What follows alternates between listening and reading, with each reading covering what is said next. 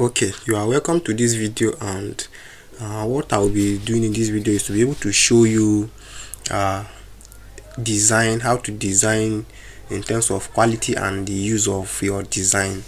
And in this video, what I'm showing you is usually what affects most of the design in terms of printing, like in terms of books. If you are designing for books, maybe the images you'll be including in your book manuscript or your book cover or any of your design that is going to be printed, while there are some designs that will not be going for printing. So sometimes you need to understand the qualities of designs and how to set those parameters when you are designing depending on the software you are using. So now we are going to be using Coreldraw, so I'm just going to show you simply how to set up the layout depending on the use of your design, because if you make mistake in this aspect, you are now going to end up having what you didn't like at the end of the output, if it is going to be printed or if it is digital format. So as you can see now from here, now coming here, when you have your layout, your first interface, which is the Coreldraw interface, you say okay, new document. Now new document, after clicking this new document, now you are going to see this interface. Now this is your interface.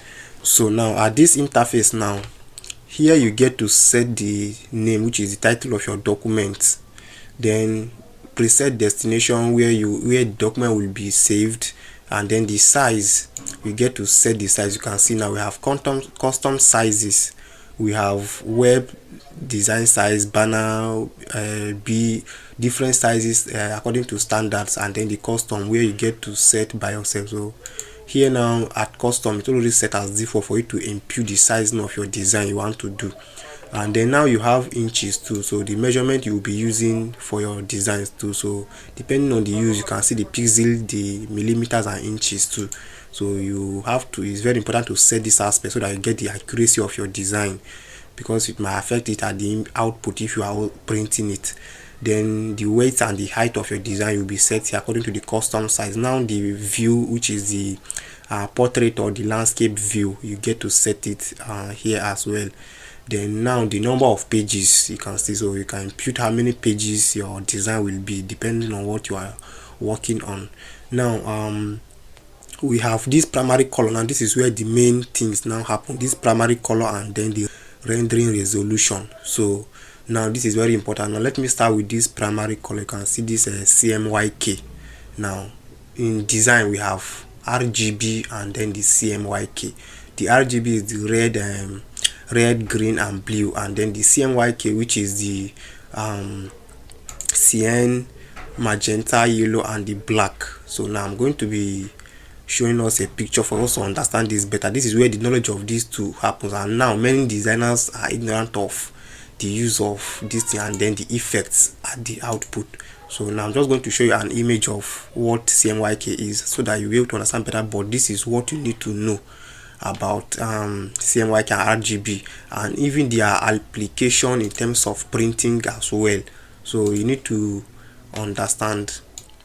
So here now you can see we have the RGB mode and the CMYK mode. This is what you need to understand about CMYK and then the RGB mode. You can see these are colored, which is red, green, blue, additive mixing, mixed to create white, 16.7 million color, and here too the same, you have a description here. So now what you need to know basically about these things is the fact that their effects are the output and then they are used in the application. Most of these RGB are used in images or JPEG designs, images that are not going to be going into print. These are where they are applicable. You can see these are some of the things you need to understand about the CMYK. Most of the CMYK are for print, something that the quality is different from RGB. A design made in RGB format might not come out well when you go to print it. You might see a lot of blurry effects and some kind of low quality resolutions. So these are some of the things that if you need to start designing, you need to understand them so that you don't make the mistake of designing in the wrong format. So now in your setup, now you need to now set which you are using for. Like there was a time I did a design in CMYK, and then when I went to upload it on an Amazon platform, as a ebook cover. They rejected it. They asked that the file format is not in the recommended mode, so I have to go and change it to RGB, so you can see. But now when it comes to the paperback aspect now, which is going to be printed, I have to now set the file in CMYK format, which is the right format for print. So you see, these are some of the effects. There are different places that or platform that if you want to use in the wrong format your design, they might reject it, or it might not come out well even if it is accepted for submission. So these are the effects. If you are printing, if you are setting your design for printing, you need to set the right mode here. And now let's come to this rendering resolution. I can see, so we have different types of resolutions here. The DPI here, which is the main thing, is like the dot point per inch. So this is the resolution of the quality of what you are designing, how it will come out, the effects.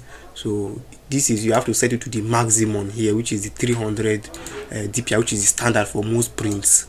So with the understanding of most of these things, you should be able to be good with you starting your design from this interface. Now you can click OK now, and then you can now begin your design. You can see, so this is now your empty place where you can now begin to start your design and do whatever you want to do on your designer.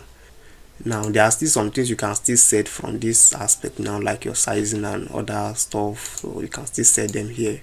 But that is how to be able to do the main interface for your design.